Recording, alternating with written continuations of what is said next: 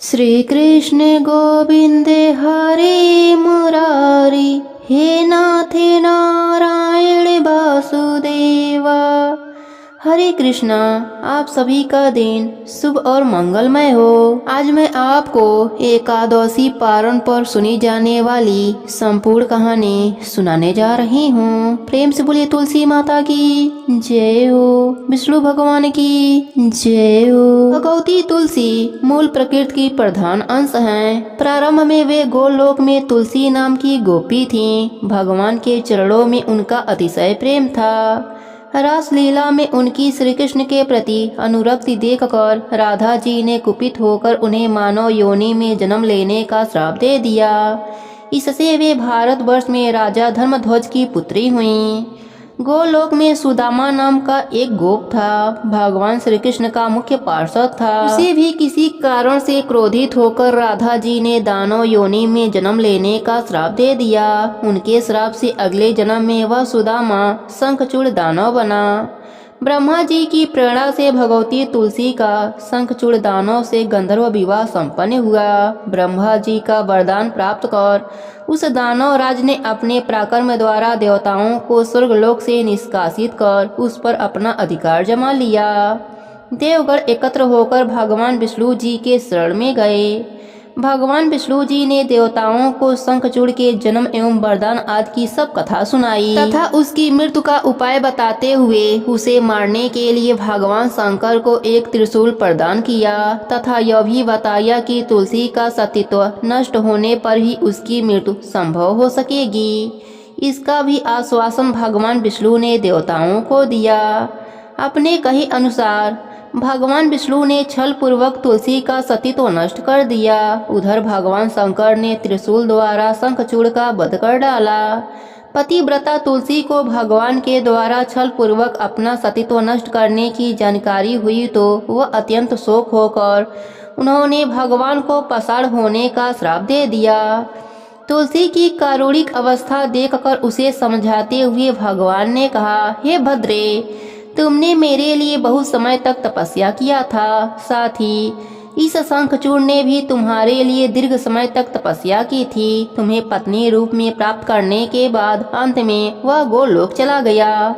अब मैं तुम्हें तुम्हारी तपस्या का फल प्रदान करना उचित समझता हूँ।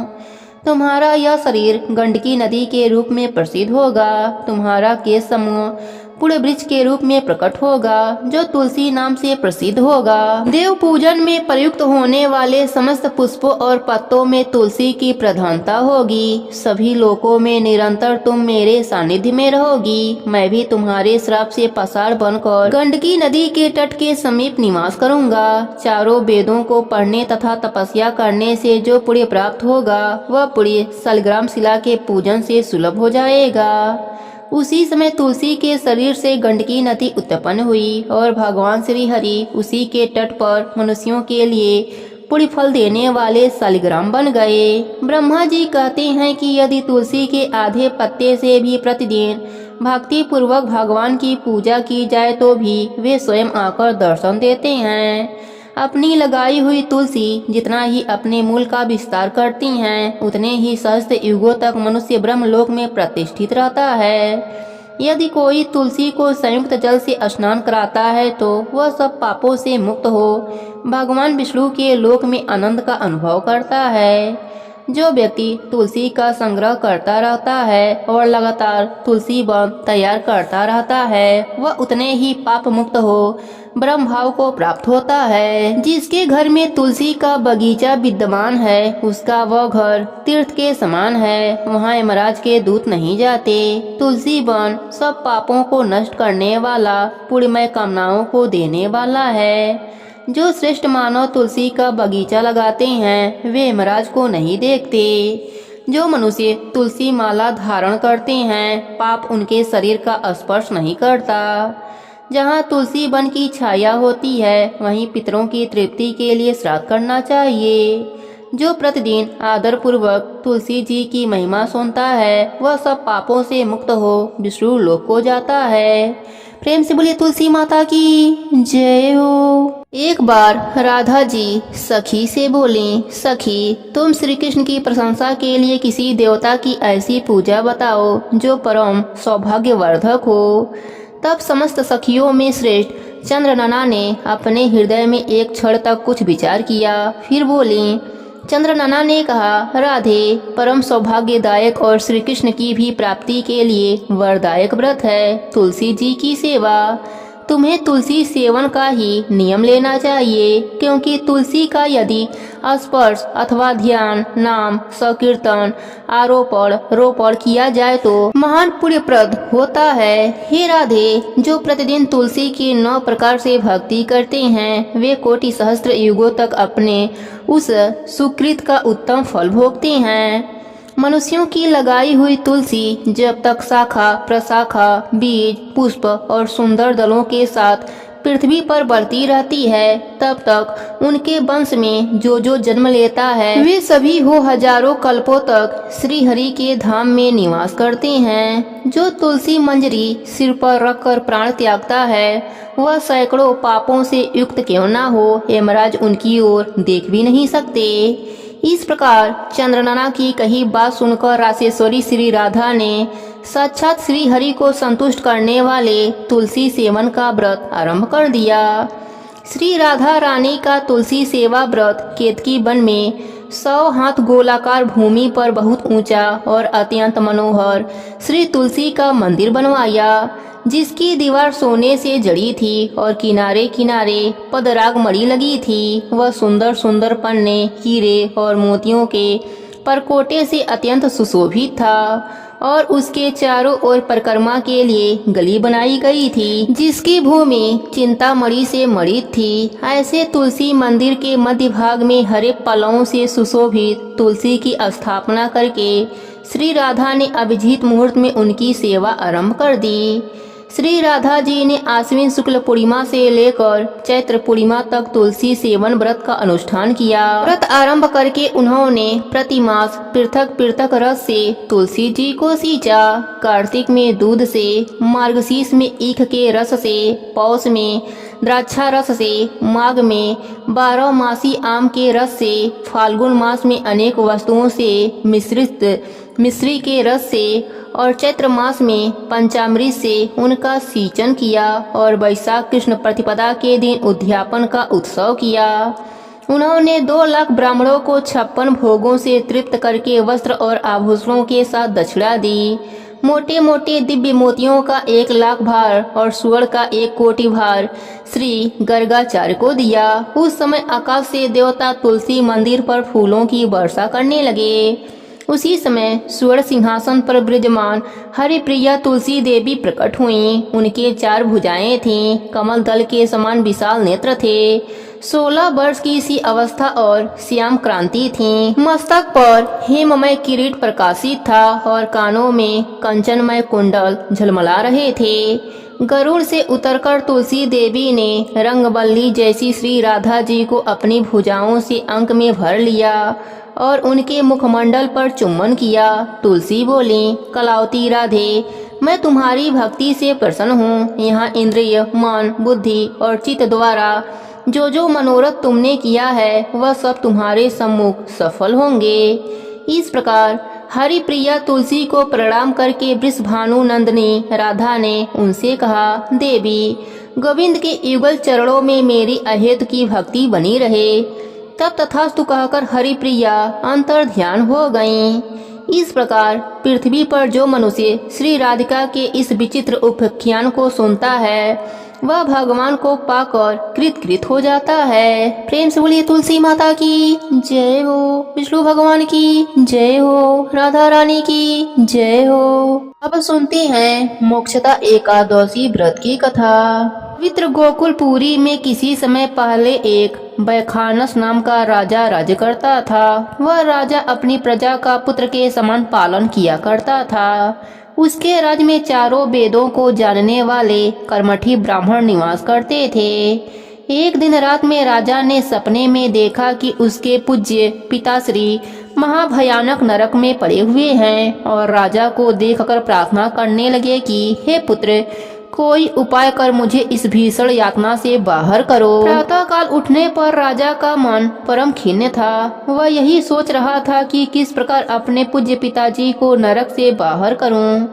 बहुत कुछ विचार करने पर जब कोई विचार स्थिति नहीं हो सका, तब राज दरबार में जाकर उत्तम उत्तम विद्वानों, ज्योतिषियों और तपस्वियों को बुलाया तथा रात के सपने का समुचित वृतांत बताकर सब लोगों से प्रार्थना कर निवेदन किया कि कोई ऐसा उपाय निकाला जाए कि जिससे मेरे पिता का उद्धार इस महानरक से हो, क्योंकि उनकी दशा पर मुझे अत्यंत ही खेद और दुख है। यह मेरा राज्य, सुख और ऐश्वर्य सारा का सारा एकदम निरर्थक है। हाथी, घोड़ा, धन संपत्ति, स्त्री, पुत्र एवं परिवार मुझे कुछ भी आनंदकर प्रतीत नहीं होता। नहीं सोचता कि मैं क्या करूं, कहां जाऊं और किस प्रकार पूज्य पिताजी के कष्टों का निवारण करूं। उस समर्थवान पुत्र का जीना किस काम का, जिसके पूर्वज नरक में पड़े हों। राजा के हृदय के ऐसे उद्गार सुन ब्राह्मणों ने एक स्वर से कहा, राजन, यहाँ से समीप ही पर्वतक मुनि का आश्रम है। वह महामुनि भूत, भविष्य एवं वर्तमान तीनों कालों के ज्ञाता हैं। वह आपको कोई न कोई युक्ति अवश्य ही बतलावेंगे। ब्राह्मणों की ऐसी बाणी सुन राजा ने पर्वतक मुनि के आश्रम की ओर प्रस्थान किया। वह आश्रम कैसा था? वहाँ अनेक शांत चित्त योगी, ऋषि मुनि और तपस्वी अपने अपने धार्मिक कार्यों में संलग्न थे।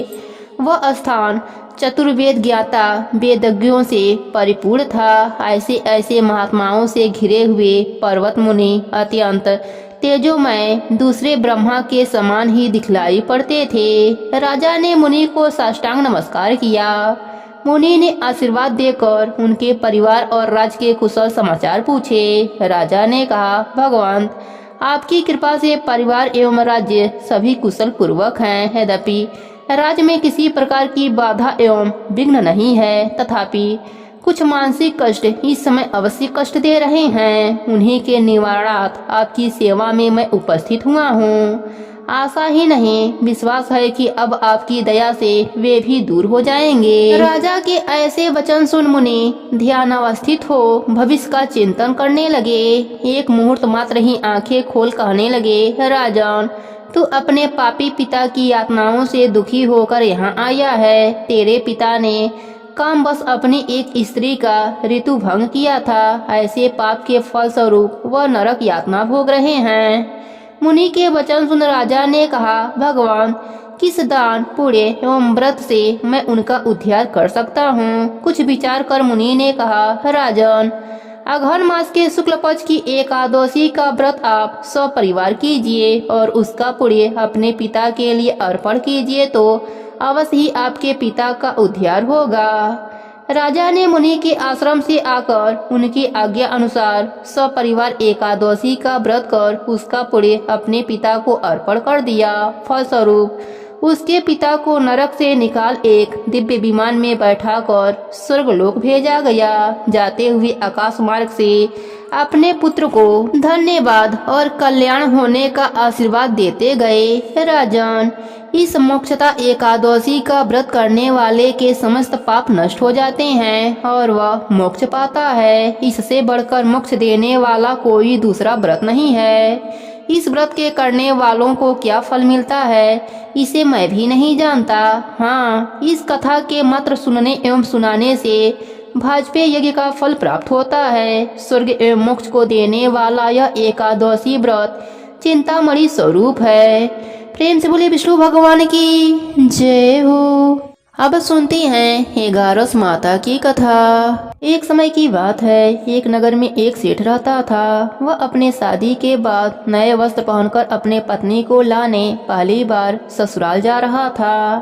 रास्ते में उसने एक गाय को तालाब की ओर जाते देखा। वह गाय पानी पीने के लिए तालाब में उतर तो गई, लेकिन कीचड़ होने की वजह से वह तालाब से बाहर नहीं निकल पा रही थी।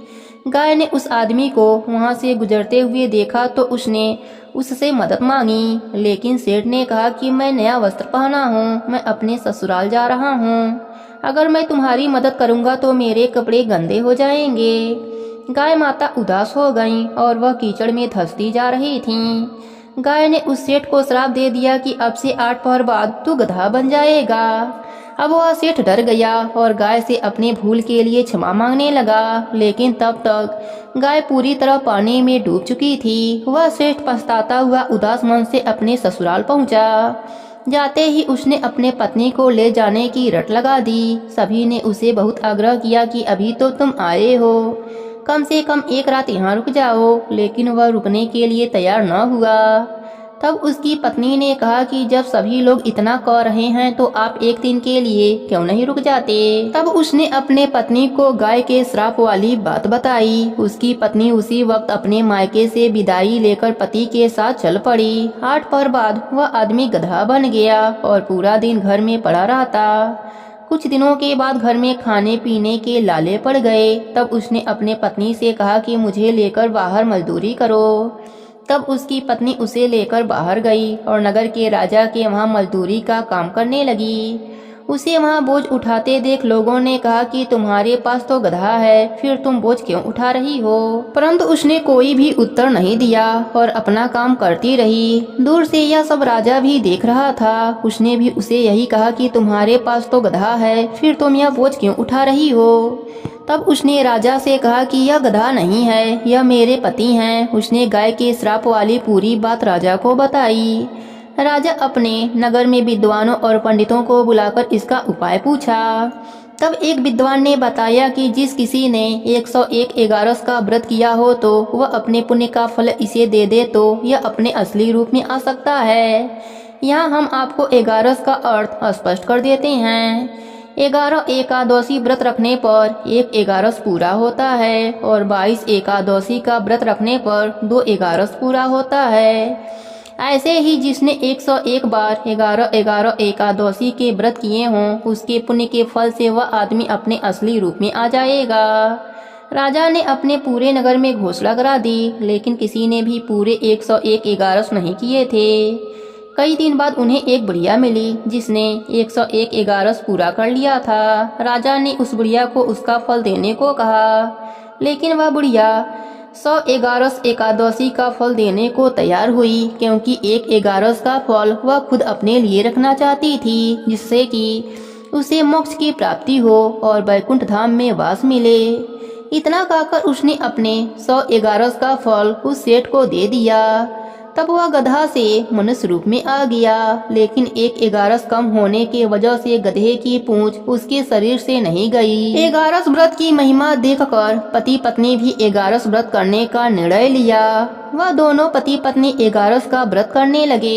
1 एगारस पूरा होते ही सेठ की पूंछ गायब हो गई और एगारस माता की कृपा से उनका घर अन्य धन से भर गया। हे एगारस माता, जैसे आपने सेठ पर अपनी कृपा करी वैसे ही अपने सभी भक्तों पर अपनी कृपा बनाए रखना। कहानी अधूरी हो तो पूरी करना, पूरी हो तो मान रखना, सबके व्रत को पूर्ण करना। प्रेम से बोलिए एगारस माता की जय हो। अब सुनते हैं गणेश भगवान की कथा। एक समय की बात है, एक नगर में एक साहूकार रहता था। वह बहुत अमीर था। उसके घर एक ब्राह्मणी रोटी लेने के लिए आया करती थी। घर के अंदर घुसते ही पोल के ऊपर गणेश भगवान का मंदिर था। वह गणेश भगवान को रोटी का एक टुकड़ा भोग लगा देती थी। इसी तरह करते करते बहुत दिन हो गए। एक दिन गणेश भगवान ने सोचा, यह अपने को रोज भोग लगाती है, इस कारण मुझे उसे कुछ न कुछ उपहार देना चाहिए। गणेश भगवान एक दिन उसके थाली में हीरे मोती भर दिए। ब्राह्मणी प्रसन्न होकर थाली लेकर अपने घर आ गई। अगले दिन साहूकार के घर रोटी लेने के लिए नहीं गई। साहूकार ने ब्राह्मणी को बुलावा भेजा कि बाई जी रोटी लेने के लिए क्यों नहीं आई। ब्राह्मणी ने कहा कि मुझ पर तो गणेश भगवान प्रसन्न हुए हैं, बहुत वर्ष तक रोटी दूसरे के घर की खा ली, अब अपना रोटी खाऊंगी। साहूकार ने यह बात सुनकर मन में बहुत नाराज हुई कि गणेश भगवान ब्राह्मणी के ऊपर तो प्रसन्न हुए परंतु मेरे ऊपर प्रसन्न नहीं हुए। तब साहूकारनी ने गणेश भगवान की मूर्ति को हटाकर बाहर फेंक दिया।